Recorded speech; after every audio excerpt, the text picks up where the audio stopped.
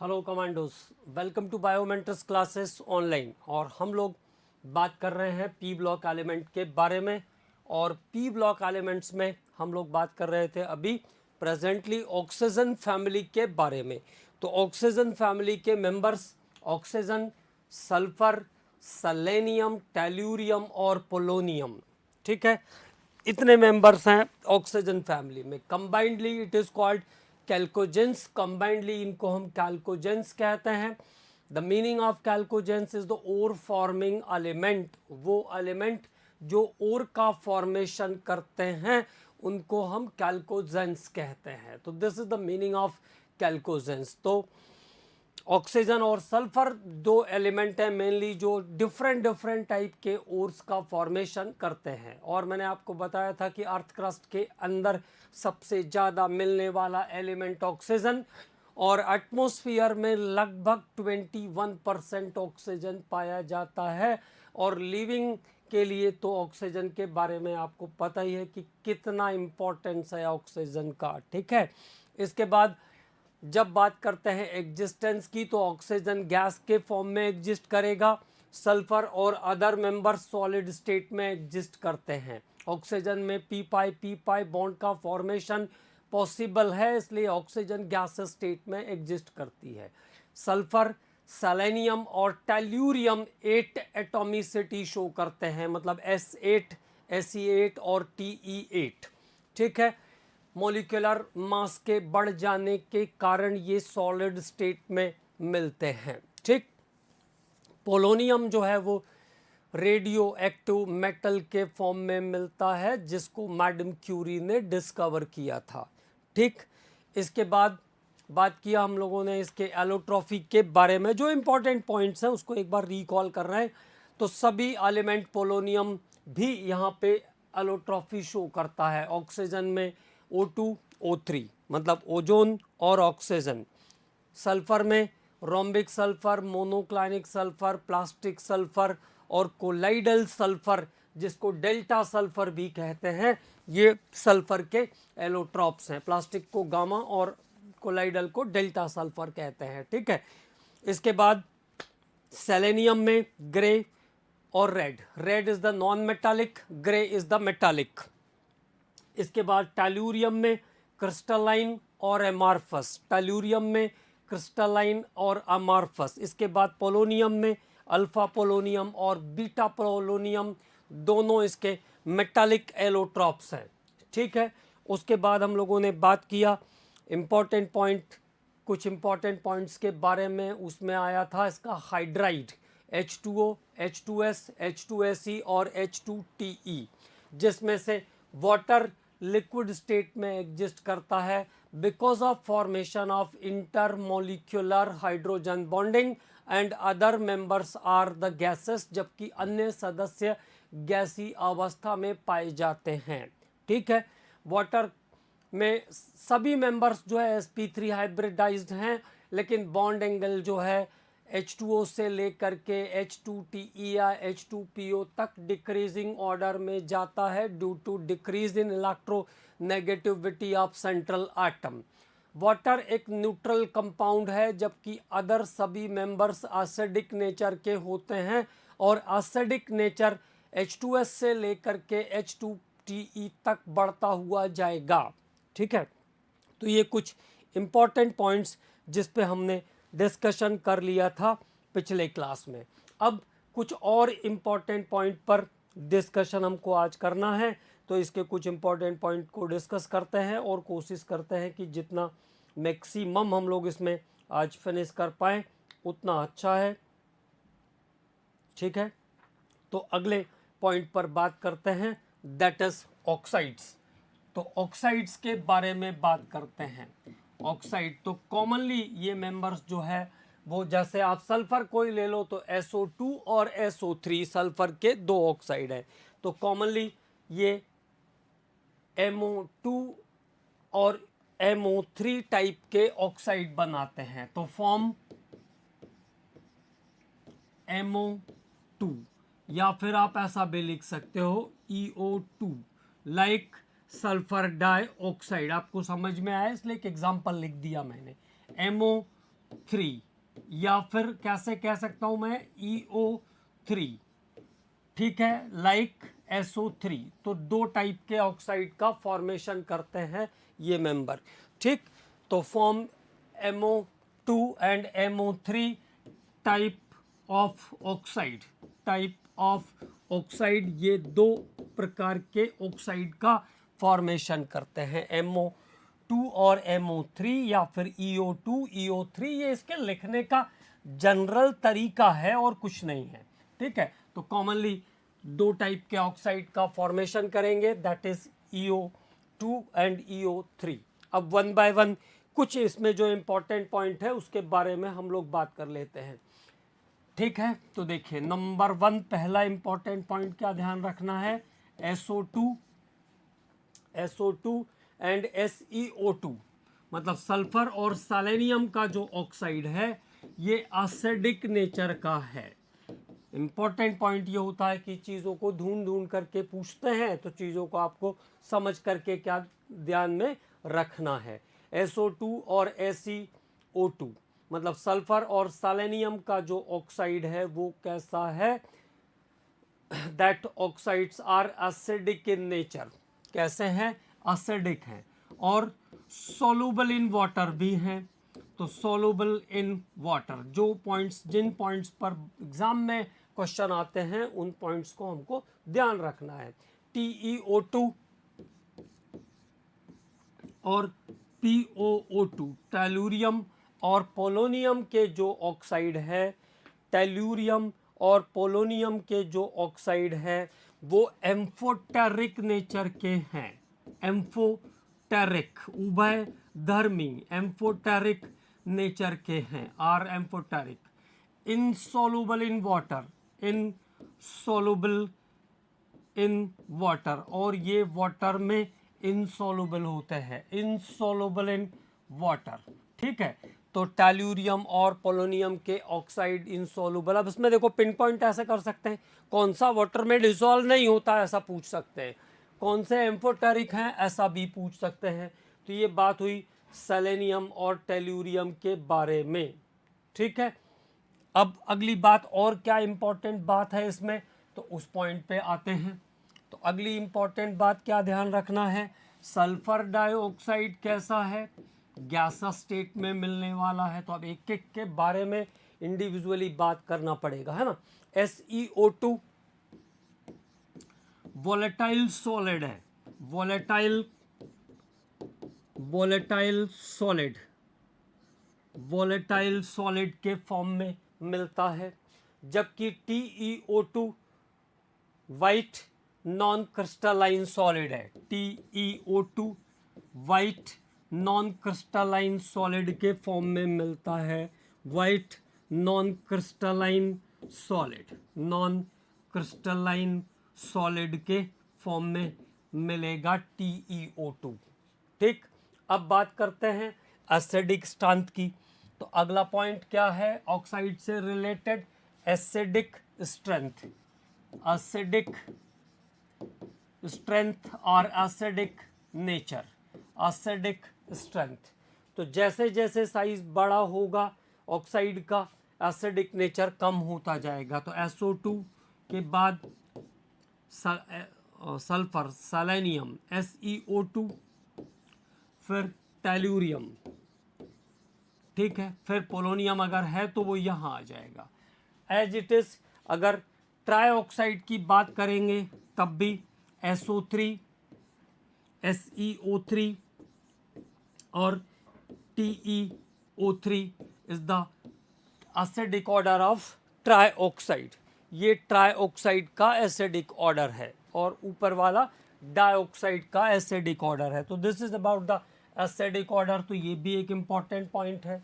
उसके बाद SO2 और SO3 में एक बात ये भी ध्यान रखना है, अगर मैं SO2 और SO3 की ही बात करूं तो SO2 में एक पेयर ऑफ इलेक्ट्रॉन बचा रहेगा, इसलिए जो बॉन्ड एंगल है वो sp2 हाइब्रिडाइज्ड होने के बाद भी 119.5 डिग्री के आसपास रहता है। मतलब बेंट शेप का कंपाउंड है, स्लाइटली बेंट है, तो तो हम ऐसा नहीं कह सकते कि इसका डायपोल मूवमेंट जीरो होगा, तो म्यू इज नॉट जीरो।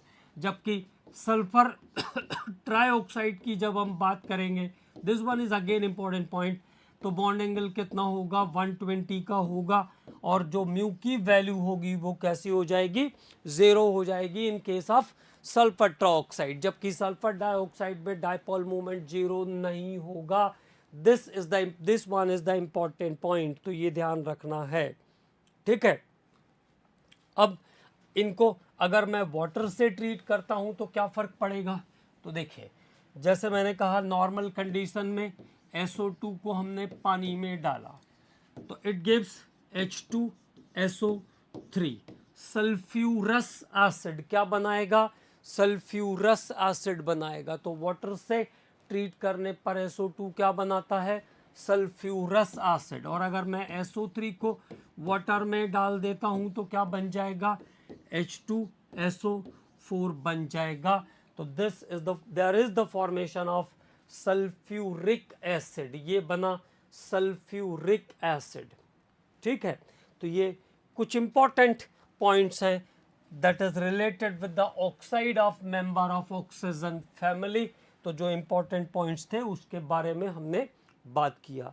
अब बात करते हैं ऑक्सो एसिड्स के बारे में, अबाउट ऑक्सो एसिड। तो ऑक्सो एसिड में क्या बात करना है, क्या इंपॉर्टेंट पॉइंट है, तो ऑक्सो एसिड में इनके ऑक्सो सल्फर के ऑक्सो एसिड्स हैं, कॉमनली उनके नाम और उनका स्ट्रक्चर, ऑक्सो एसिड के नाम और उनका स्ट्रक्चर, ठीक है। तो वन बाय वन बात करते हैं। H2SO3 sulphurous acid, sulphurous acid, sulphurous acid. तो पहले बात करते हैं सल्फ्यूरस एसिड के बारे में। H2SO3 कैसा स्ट्रक्चर है H2SO3 का, H2SO3 तो सल्फ्यूरस एसिड H2SO3 एक दो कोऑर्डिनेट की जगह है, तो यहाँ पे हम कोऑर्डिनेट भी, इसको कोऑर्डिनेट से भी शो कर सकते थे, डबल बॉन्ड से भी आजकल शो करते हैं। तो बेसिसिटी ध्यान रखना है, कैसा है, डाई बेसिक, कैसा है, डाई बेसिक। कितने कोऑर्डिनेट बॉन्ड एग्जिस्ट कर रहे हैं, वन कोऑर्डिनेट बॉन्ड एग्जिस्ट करेगा, जो डबल बॉन्ड है वो कोऑर्डिनेट बॉन्ड है, ये ध्यान रखना है। तो वन कोऑर्डिनेट बॉन्ड एग्जिस्ट करेगा सल्फ्यूरस एसिड के अंदर। दूसरा स्ट्रक्चर आएगा सल्फ्यूरिक एसिड का, H2SO4 सभी को कॉमन है, तो सभी को पता है इसके बारे में, सल्फ्यूरिक एसिड। तो एक बार क्वेश्चन आया था सल्फ्यूरिक एसिड में कितने डेटिव बॉन्ड होंगे, तो ये चूंकि लोन पेयर ट्रांसफर होता है तो इसको हम डेटिव बॉन्ड या कोऑर्डिनेट बॉन्ड कहते हैं। प्रेजेंट टाइम में इसके स्ट्रक्चर को हम ऐसा भी लिख देते हैं, बुक्स में भी लिखा है, लेकिन आपको ये ध्यान रखना है कि ये जो बॉन्ड्स हैं ये कोऑर्डिनेट बॉन्ड हैं, ठीक है। तो दो डेटिव बॉन्ड होता है सल्फ्यूरिक एसिड में, और सल्फ्यूरिक एसिड भी कैसा है, डाई बेसिक एसिड है। It is also example of dibasic acid, ठीक है। तो ये हुआ आपका दूसरा स्ट्रक्चर सल्फ्यूरिक एसिड। अब सल्फ्यूरिक एसिड के बाद बात करते हैं अगले स्ट्रक्चर पर, सल्फ्यूरिक एसिड के बाद पर ऑक्सी मोनोसल्फ्यूरिक एसिड, पर ऑक्सी मोनो सल्फ्यूरिक एसिड, पर ऑक्सी मोनो सल्फ्यूरिक एसिड। तो अगला पॉइंट जिस पे हमें बात करना है वो पर oxy mono sulphuric acid H2SO5। तो H2SO5 का स्ट्रक्चर, ऑक्सीडेशन नंबर के बारे में इस पे पूछ सकते हैं, तो हम लोगों ने बात कर लिया है उसके बारे में। फिर से कैसा है, डाई बेसिक एसिड के फॉर्म में, ये भी आपको मिल जाएगा। इसका बेसिसिटी कितना है, 2 है। It is also dibasic acid. तो H2SO5 होना चाहिए था यहाँ पे, बाय मिस्टेक ही H2SO4 लिखा गया है मुझसे, तो ये H2SO5। इसको हम कैरोज एसिड भी बोलते हैं, ये नाम इसका ध्यान रखना है, कैरोज एसिड RH2SO5, परऑक्सी मोनोसल्फ्यूरिक एसिड। ठीक है, तो स्ट्रक्चर्स बहुत इंपॉर्टेंट हैं, स्ट्रक्चर्स को ध्यान में रखना है, ड्रॉ करते रहेंगे कभी कभी तो ये ध्यान में रहेंगे। अगला H2SO5 हो गया, H2S2O7 अगला structure H2S2O7। The next structure is H2S2O7। It is pyrosulphuric acid, नाम ध्यान रखना है, पायरोसल्फ्यूरिक एसिड, पायरोसल्फ्यूरिक एसिड कहते हैं इसको, pyrosulphuric acid. H2S2O7 is called pyrosulfuric acid। तो पायरोसल्फ्यूरिक एसिड में खास बात क्या ध्यान रखना है, इसमें पायरोसल्फ्यूरिक एसिड के अंदर H2S2O7, पायरोसल्फ्यूरिक एसिड में इम्पॉर्टेंट बात क्या है, इम्पॉर्टेंट बात यह है कि इसमें सल्फर सल्फर लिंक नहीं होता है, ये ध्यान रखना, ये ध्यान रखना है कि सल्फर सल्फर का लिंक इसमें नहीं है, सल्फर ऑक्सीजन है, ये ध्यान रखना। तो SOS बॉन्ड कहाँ मिलेगा, इस टाइप से इसका क्वेश्चन बन सकता है, कौन से सल्फर के ऑक्सो एसिड में SOS बॉन्ड मिलेगा, तो that is pyrosulphuric acid. Pyrosulphuric acid का स्ट्रक्चर अभी हम लोगों ने सॉल्व किया है ना, तो ये पायरोसल्फ्यूरिक एसिड का स्ट्रक्चर है। अगला पायरो के बाद H2S2O8, H2S2O8, H2S2O8 अगला स्ट्रक्चर H2S2O8 का, और H2S2O8 को कहते हैं परऑक्सी disulphuric acid, परऑक्सी disulphuric, परऑक्सी disulphuric acid, परऑक्सी disulphuric acid. It is परऑक्सी disulphuric acid, मतलब इसमें परऑक्सी लिंकेज भी होगा, ये देखिए परऑक्सी लिंकेज आया यहाँ पे है ना, तो परऑक्सी disulphuric acid H2S2O8, परऑक्सी disulphuric acid. तो सल्फर का कौन सा ऐसा कंपाउंड है जिसमें OO बॉन्ड मिलेगा, तो वो कंपाउंड है परऑक्सी डाइसल्फ्यूरिक एसिड, ये मिला इसके अंदर OO के बीच का बॉन्ड, SOOS बॉन्ड मिलेगा किसमें, परऑक्सी डाइसल्फ्यूरिक एसिड। तो ये सल्फ्यूरिक एसिड के से रिलेटेड कुछ एग्जाम्पल्स। अब उसके बाद हम लोग बात करेंगे इनके छोटे छोटे कंपाउंड्स के बारे में, और उसमें क्या इम्पोर्टेंट रिएक्शन है उसके बारे में बात करते हैं। तो सबसे पहले बात करते हैं अबाउट सल्फर डाइऑक्साइड। तो पहला टॉपिक जिसके बारे में हम लोग डिस्कस करेंगे वो है सल्फर डाइऑक्साइड।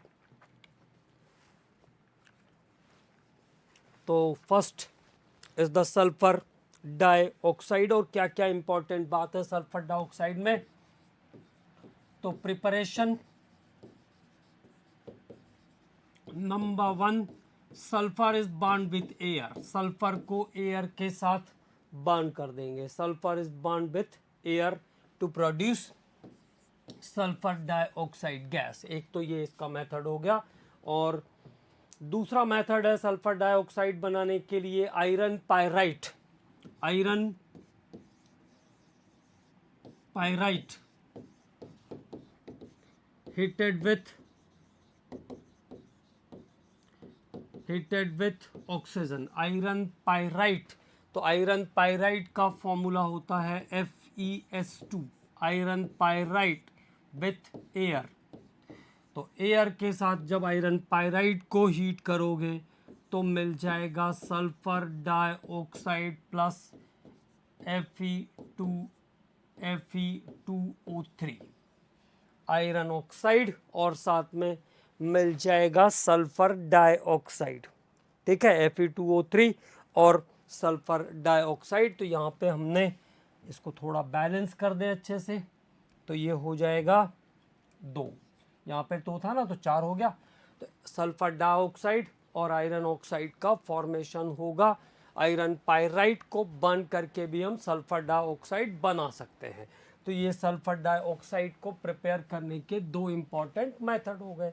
और कई बार जब हम सल्फ्यूरिक एसिड की रिएक्शन कराते हैं, कॉन्सनट्रेटेड सल्फ्यूरिक एसिड की रिएक्शन कराते हैं, तब भी मिलता है। जैसे मैंने कहा आपसे, कॉपर और concentrated sulphuric acid, copper scrap पे अगर हमने कॉन्सनट्रेटेड सल्फ्यूरिक एसिड डाला तब भी सल्फर डाइऑक्साइड गैस मिल जाएगी, सल्फर डाइऑक्साइड गैस और वाटर। तो there is again formation of sulphur dioxide gas. अब इसमें इंपॉर्टेंट पॉइंट क्या क्या है उस पर बात करते हैं। अभी तो हमने इसका प्रिपरेशन देख लिया, तो इंपॉर्टेंट पॉइंट्स क्या क्या है सल्फर डाइऑक्साइड में।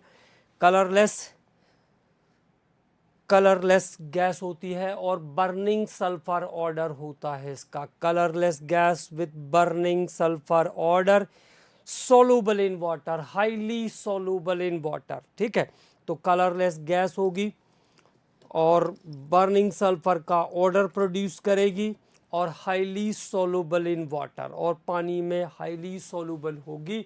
और पानी में अगर सल्फर डाइऑक्साइड गैस जाएगी तो H2SO3 सल्फ्यूरस एसिड का फॉर्मेशन करेगी। It forms sulphurous acid.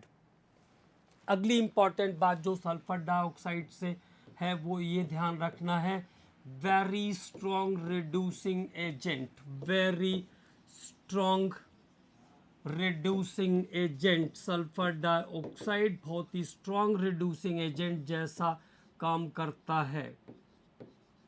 Sulphur dioxide is very strong reducing agent, अत्यंत प्रबल अपचायक है।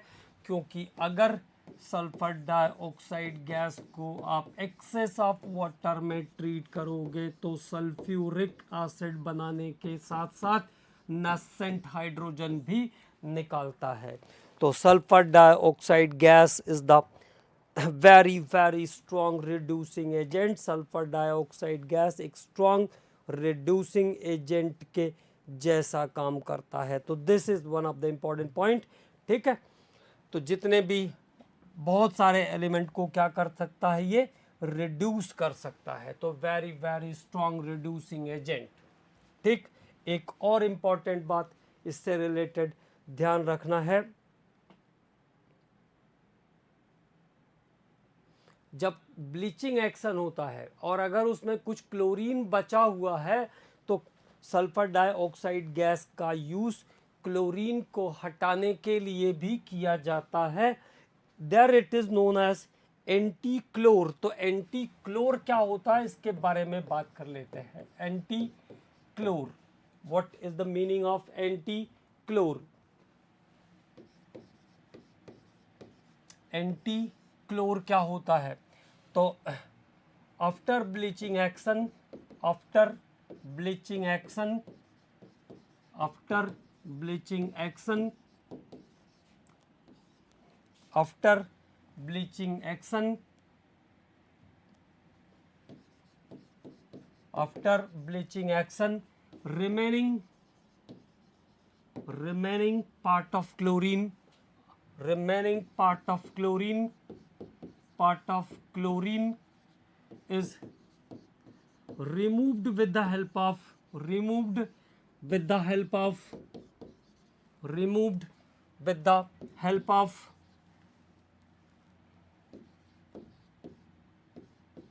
removed with the help of sulfur dioxide.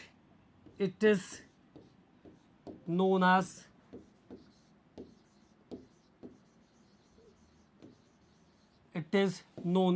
एंटी-क्लोर, और इस एक्शन को हम कहते हैं एंटी-क्लोर। तो ब्लीचिंग के बाद किसी केमिकल के अंदर जितना क्लोरीन बचा रहता है उसको रिमूव करने के लिए सल्फर डाइऑक्साइड का यूज करते हैं। This is called antichlor. इस एक्शन को हम कहते हैं एंटी क्लोर। ओके, तो Cl2 2H2O, क्योंकि क्लोरीन मॉइस्चराइजर के प्रेजेंस में ही एज अ ब्लीचिंग एजेंट काम करता है। तो यहाँ से जब इसको सल्फर डाइऑक्साइड के साथ ट्रीट करेंगे तो chlorine is removed in form of HCl, तो क्लोरीन HCl के फॉर्म में रिमूव हो जाएगा। H2SO4 plus twice of HCl is the product, so that in that reaction chlorine is removed in form of HCl and this action is called anti-chlor। इसको हम कहते हैं एंटी-क्लोर। Okay, तो ये एक कॉमर्शियल टाइप का फिनोमेना हो गया, ध्यान रखेंगे। उसके बाद बात करेंगे bleaching action of sulphur dioxide. फिर से एक बार, bleaching action of sulphur dioxide. तो आपको क्या क्या याद रखना है ब्लीचिंग एक्शन में? Cl2 H2O2 और इसके बाद O3 are permanent bleaching agent. Permanent bleaching agent, bleaching agent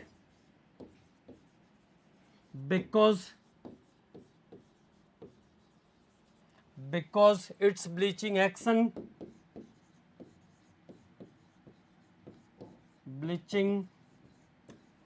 is based on oxidation। bleaching action is based on oxidation, based on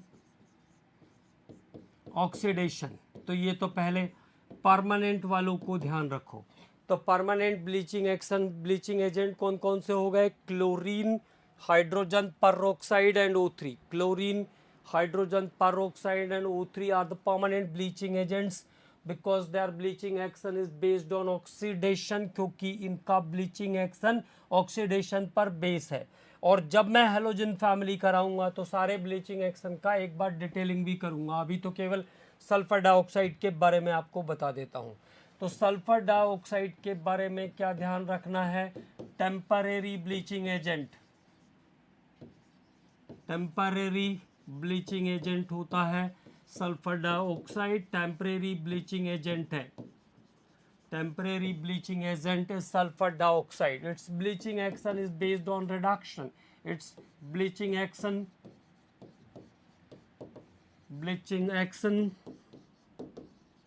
is based on reduction। इसका ब्लीचिंग एक्शन रिडक्शन पर base है। Its bleaching action is based on reduction. इसकी बेरेंजन की क्रिया अपचयन पर आधारित है। सल्फर डाइऑक्साइड एक टेम्परेरी ब्लीचिंग एजेंट के जैसा काम करता है। इसकी ब्लीचिंग एक्शन जो है वो रिडक्शन पर बेस्ड है। SO2 plus water, SO2 plus water, ठीक है। तो जब इसको हम वाटर के साथ ट्रीट करेंगे, एक्सेस ऑफ वाटर के साथ, तो सल्फ्यूरिक एसिड के साथ साथ नासेंट हाइड्रोजन बनाएगा और नासेंट हाइड्रोजन प्रोड्यूस करने के कारण इसमें ब्लीचिंग एक्शन आ जाता है, ठीक है। और टेम्परेरली ब्लीच करता है, मतलब किसी भी चीज़ को आप सल्फर डाइऑक्साइड से ब्लीच करोगे तो कुछ देर के बाद वो सब्सटेंस वापस से कलर गेन कर लेगा, ठीक है ना। After some time the substance regain the colour, वापस से कलर्ड हो जाएगा सब्सटेंस। तो एंटीक्लोर के फॉर्म में यूज़ करते हैं, ब्लीचिंग के फॉर्म में यूज़ करते हैं सल्फर डाइऑक्साइड को। ये दो इसकी इम्पॉर्टेंट पॉइंट्स जिसको हम लोगों ने डिस्कस किया। अब उसके बाद हम लोग डिस्कस करेंगे सल्फ्यूरिक एसिड का प्रिपरेशन और प्रॉपर्टीज़। तो now the preparation and properties of sulphuric acid H2SO4। तो बहुत सारे मेथड आपने अभी भी देखे। सल्फर डाइऑक्साइड को पानी में डालिए, सल्फर ट्राइऑक्साइड को पानी में डालिए, तो सल्फ्यूरिक एसिड फाइनली बन तो जाता है, ठीक। How to produce commercially? Commercially sulphuric acid कैसे बनाते हैं उसके बारे में बात करेंगे। तो कॉमर्शियल प्रोडक्शन या इंडस्ट्रीज में कैसे बनाते हैं, इंडस्ट्रियल प्रोडक्शन। तो इंडस्ट्रियल प्रोडक्शन के इसके दो मेथड हैं, एक लैट चैम्बर और एक कॉन्टैक्ट प्रोसेस। लैट चैम्बर और दूसरा है कॉन्टैक्ट प्रोसेस। तो लैट चैम्बर और कॉन्टैक्ट प्रोसेस दो मेथड हैं जिनसे हम सल्फ्यूरिक एसिड को प्रिपेयर करते हैं, जिसमें कॉन्टैक्ट प्रोसेस जो है वो आपके सिलेबस में इंक्लूडेड है। एनसीईआरटी सीबीएसई में भी है और नॉर्मल बोर्ड्स में भी कॉन्टैक्ट प्रोसेस के बारे में डिटेलिंग किया हुआ है। ठीक है, तो कॉन्टैक्ट प्रोसेस के बारे में हम लोग बात करेंगे। कॉन्टैक्ट प्रोसेस में क्या क्या चीज़ें आएगी और क्या क्या चीज़ें हमको ध्यान रखना है, उससे रिलेटेड पॉइंट्स पर हम बात करेंगे। लैट चैम्बर से जो सल्फ्यूरिक एसिड मिलता है वो काफ़ी डाइल्यूट रहता है और उसमें बहुत सारी इम्प्योरिटीज़ भी रहती है, इसलिए लैट चैम्बर की जगह पर कॉमनली कॉन्टैक्ट प्रोसेस यूज़ किया जाता है सल्फ्यूरिक एसिड बनाने के लिए। तो sulphuric acid by contact process, अब क्या क्या काम करना है तो उसके बारे में हम बात करते हैं। ठीक है, तो सबसे पहला तो इसके प्रिंसिपल के बारे में बात करते हैं कि how to produce the sulphuric acid. ठीक है, बाय कॉन्टैक्ट प्रोसेस। तो कॉन्टैक्ट प्रोसेस से सल्फ्यूरिक एसिड हम कैसे बना सकते हैं उसके बारे में बात करेंगे। तो किस प्रोसेस पे हम बात कर रहे हैं, कॉन्टैक्ट प्रोसेस पर बात कर रहे हैं। कॉन्टैक्ट प्रोसेस और क्या क्या चीज़ें इन्वॉल्वमेंट में आई है उसका आपको ध्यान रखना है। डायग्राम एक बार अगर बनाएंगे तो बहुत अच्छा रहेगा, है ना। डायग्राम बुक में दिया हुआ है, एक बार डायग्राम बनाएंगे तो आपको बहुत अच्छे से चीज़ें क्लियर हो जाएगी। तो देखो, सबसे पहले सल्फर या आयरन पाइराइट को बर्न करके सल्फर डाइऑक्साइड में ले जाते हैं। इसके लिए पाइराइट बर्नर यूज़ करते हैं। जब मैं प्रोसीजर पे आऊँगा तो हम लोग उसके बारे में वन बाय वन बात करेंगे। तो sulfur is burned into sulfur dioxide, then sulfur dioxide gas is oxidized. Sulfur dioxide gas is oxidized by vanadium pentoxide. Sulphur dioxide gas को ऑक्सीडाइज करेंगे बाय वैनेडियम पेंटॉक्साइड, या प्लैटिनम भी use कर सकते हैं यहाँ पे। वैनेडियम पेंटॉक्साइड यूज़ करके सल्फर डाइऑक्साइड गैस को ऑक्सीडाइज करेंगे, या प्लैटिनम भी यूज़ कर सकते हैं। Into sulphur trioxide exothermic process है, तो यहाँ पे हीट इवॉल्व होती हुई दिखेगी, है ना। और फिर इस sulphur dioxide gas, sulphur trioxide gas को डाइल्यूट कर देंगे, H2SO4 के साथ ट्रीट करेंगे। डाइल्यूट H2SO4 के साथ ट्रीट करेंगे तो ये बन जाएगा H2S2O7, मतलब डाइल्यूट सल्फ्यूरिक एसिड वॉश को स्प्रे करेंगे सल्फर डाइऑक्साइड गैस के बनने के बाद, तब H2S2O7 मिलेगा। इसको कहते हैं ओलियम या सधूम।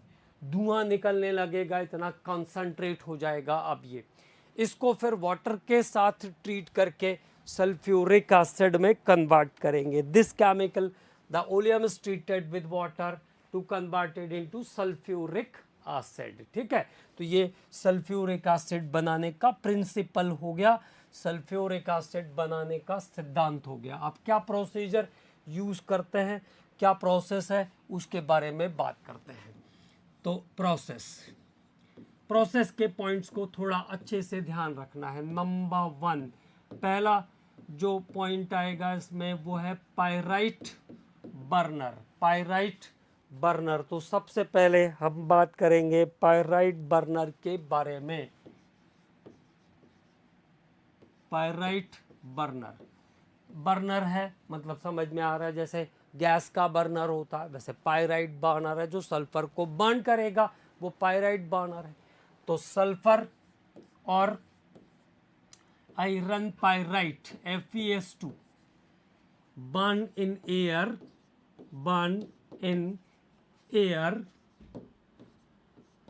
to produce sulphur dioxide gas. इस बर्नर का यूज क्या करते हैं हम? सल्फर या आयरन पाइराइट को बर्न करके सल्फर डाइऑक्साइड गैस प्रोड्यूस करते हैं। The formula of the iron pyrite is FeS2। Okay, तो सल्फर डाइऑक्साइड का फॉर्मेशन करते हैं हम सल्फर से या फिर आयरन पाइराइट से। ओके, तो पाइराइट बर्नर का क्या काम है? पाइराइट बर्नर का क्या फंक्शन है? बर्न सल्फर और iron pyrite to produce sulphur dioxide gas. ठीक है, यहां से सल्फर डाइऑक्साइड गैस का फॉर्मेशन हो गया। This is the function of pyrite burner. अब पाइराइट बर्नर के बाद अगला जो टावर आएगा, अगला जो चेंबर आएगा, इसमें मैंने कहा डायग्राम थोड़ा सा ड्रॉ करिएगा, है ना। तो पाइराइट बर्नर के बाद आता है डस्ट चेंबर। पहले आया पाइराइट बर्नर, पाइराइट बर्नर के बाद अगला जो चेंबर आएगा वो है डस्ट चेंबर। जैसा नाम से लग रहा है डस्ट चेंबर। तो डस्ट चेंबर में जब सल्फर डाइऑक्साइड गैस पहुंचेगी तो क्या करते हैं, इस डस्ट चेंबर में जगह जगह पे शावर्स लगे होंगे जहां से स्टीम पास करने का अरेंजमेंट रहेगा। तो यहाँ से वाटर वेपर्स को पास करेंगे, वाटर वेपर्स को स्प्रे करेंगे उसके ऊपर, है ना। तो वाटर वेपर्स क्या करेगी, सल्फर डाइऑक्साइड गैस के साथ जो भी डस्ट पार्टिकल होंगे, डस्ट और इम्प्योरिटी होगा, it absorb water and settle down. वो पानी को सोखेंगे और धूल मिट्टी नीचे बैठ जाएगी। This is the function of the adsorption, this is the function of the dust chamber. तो डस्ट चेंबर में क्या होता है, अपर साइड या साइड से जो शॉस रहते हैं उसमें वहां से वाटर वेपर्स रिलीज करेंगे और वेपर्स से कंबाइंड होकर के डस्ट और अदर इम्प्योरिटीज जो है वो धीरे धीरे सेटल हो जाएगी। मतलब कुछ इम्प्योरिटीज सल्फर डाइऑक्साइड की बाहर निकल के गई। तो this is the dust chamber. Dust chamber के बाद आएगा कूलिंग पाइप। अगला क्या आएगा, कूलिंग पाइप। और कूलिंग पाइप्स जैसा आपको दिख रहा है, पाइराइट बर्नर से आ रही है सल्फर डाइऑक्साइड गैस, एकदम हीटेड होगी। ठीक है, तो कूलिंग पाइप मतलब कंसंट्रेटेड पाइप्स रहते हैं, अप एंड डाउन। ऐसे देखिए, इस तरीके के पाइप रहते हैं, ये ऐसे फिर ऐसे फिर ऐसे घुमा देते हैं पाइप के अंदर गैस को। तो क्या होगा, कूलिंग पाइप में से पास करेंगे। तो कूलिंग पाइप क्या करता है, इस गैस के टेम्परेचर को लो डाउन कर देगा, कम कर देगा गैस के टेम्परेचर को। तो when it is pass through the cooling pipes then temperature is reduce. तो कूलिंग पाइप से पास करने के बाद टेम्परेचर रिड्यूस हो गया। तो सबसे पहले आया पाइराइट बर्नर, देन आया डस्ट चेंबर, डस्ट चेंबर के बाद आया कूलिंग पाइप। ठीक है, कूलिंग पाइप के बाद आएगा वॉशिंग टावर। नेक्स्ट अगला कौन सा चेंबर आ रहा है, वॉशिंग टावर। तो अगला जो चेंबर आएगा इसके प्रोसेस का वो है वॉशिंग टावर। और वॉशिंग टावर के अंदर क्वार्ट्ज बॉल्स भरी रहती है, क्योंकि गैस आ रही है तो क्वार्ट्ज बॉल्स भरी रहेगी। और फिर क्या करेंगे, वाटर स्प्रे करेंगे। ठीक है, क्वार्ट्ज बॉल से भरे हुए टावर के अंदर शावर से वाटर स्प्रे करेंगे। तो वाटर स्प्रे करके जो गैस के अंदर रिमेनिंग इम्प्योरिटीज बची हुई होगी उसको क्या करेंगे, उसको भी सेटल डाउन कर देंगे। ठीक है, उसको भी क्या कर देंगे, सेटल डाउन कर देंगे। तो what happens in washing tower, water spread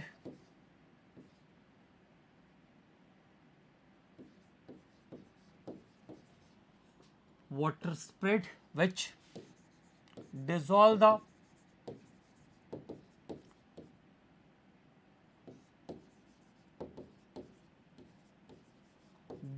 the impurities, जो रिमेनिंग इम्प्योरिटीज है वो भी डिसॉल्व होकर के नीचे बैठ जाएगी।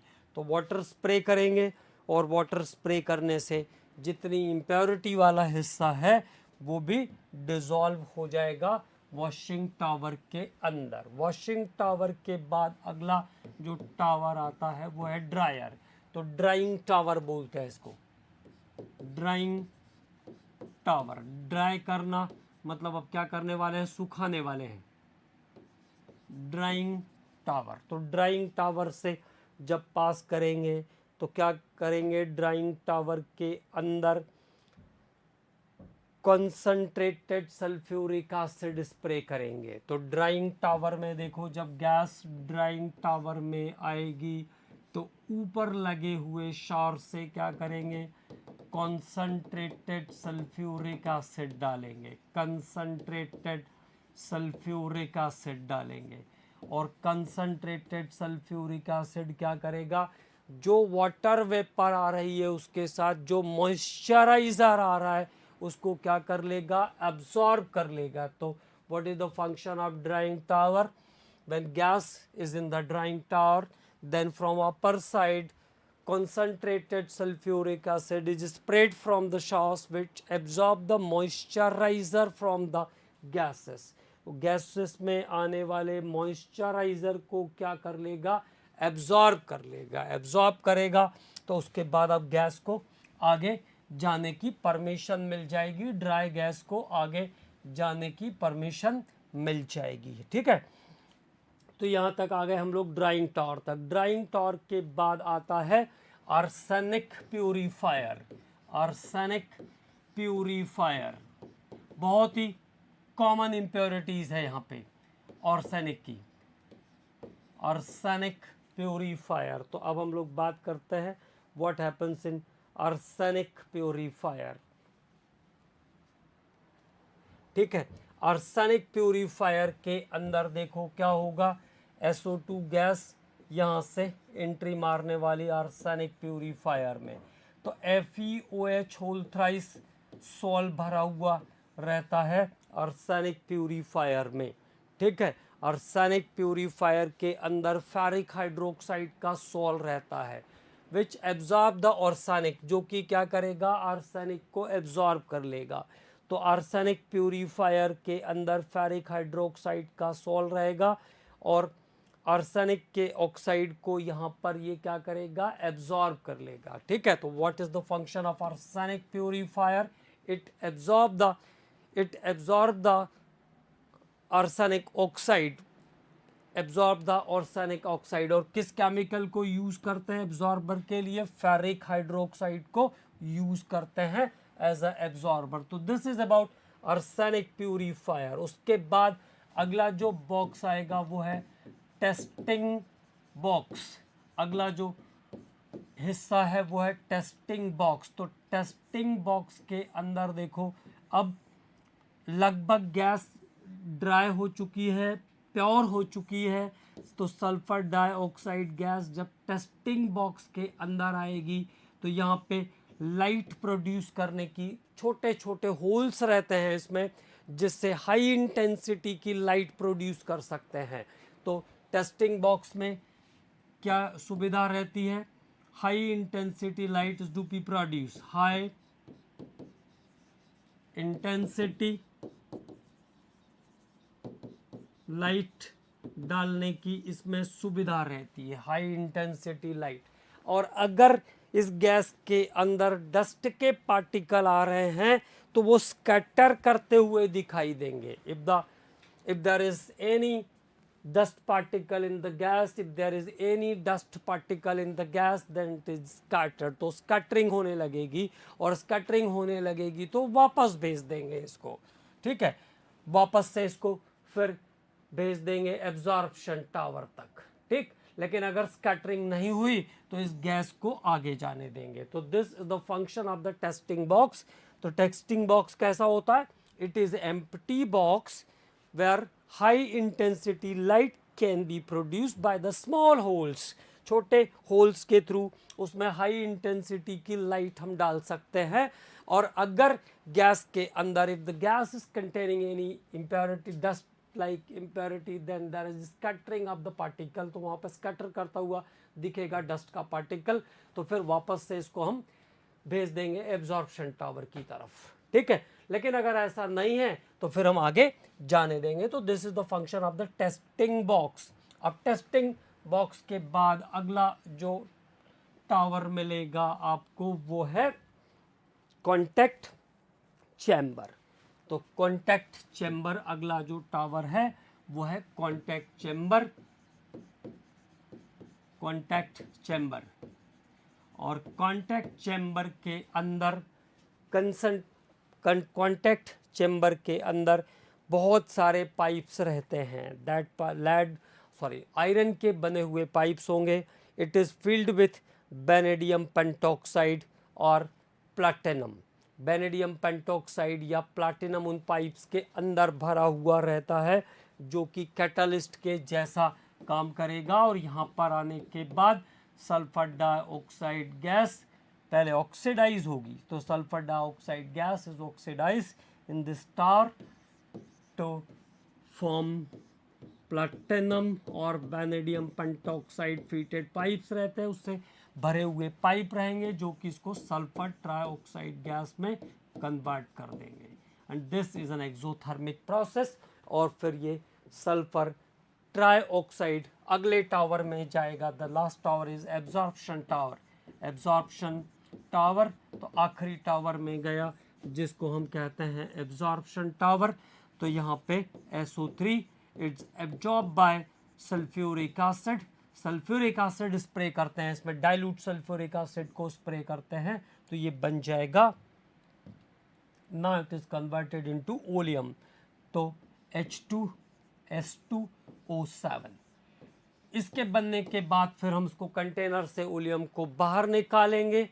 प्लांट से बाहर निकालने के बाद इसमें वाटर डाल करके इसको सल्फ्यूरिक एसिड में कन्वर्ट कर लेंगे। तो प्लांट से बाहर निकालने के बाद इसको वाटर से ट्रीट करके सल्फ्यूरिक एसिड में कन्वर्ट कर लेंगे। ओके, तो this is the contact process for the preparation of sulphuric acid. तो क्या क्या काम किया हमने? सबसे पहला काम हम करते हैं पायराइट बर्नर, जिसके हेल्प से हम सल्फर या आयरन पायराइट को बर्न करके चेंज करते हैं सल्फर डाइऑक्साइड के अंदर। उसको डस्ट चेम्बर से पास करते हैं। डस्ट चेम्बर में स्टीम या वाटर वेपर्स को हम पास करते रहते, स्प्रे करते रहते, जाने देते हैं, ठीक है, जो कि गैस में आने वाले इम्प्योरिटीज़, डस्ट और अदर इम्प्योरिटीज़ को क्या करता है, एब्जॉर्ब करके भारी करके सेटल कर देता है। उसके बाद आया कूलिंग पाइप्स। तो कूलिंग पाइप्स का टेम्परेचर क्या है? ये ऐसे अप एंड डाउन पाइप्स रहते हैं जो कि टेम्परेचर को रिड्यूस करने का काम करते हैं। इसके बाद आया वॉशिंग टावर। वॉशिंग टावर में क्वार्ट्ज बॉल्स भरी रहती है और जब गैस वॉशिंग टावर के अंदर एंट्री लेती है तो जो भी शावर्स यहाँ पर रहते हैं उनके हेल्प से वाटर स्प्रे करते हैं। और वाटर स्प्रे करने के कारण क्या होगा, जितनी भी गैस में इम्प्योरिटी आती है वो सब सेटल कर जाती है। इसके बाद आया ड्राइंग टावर।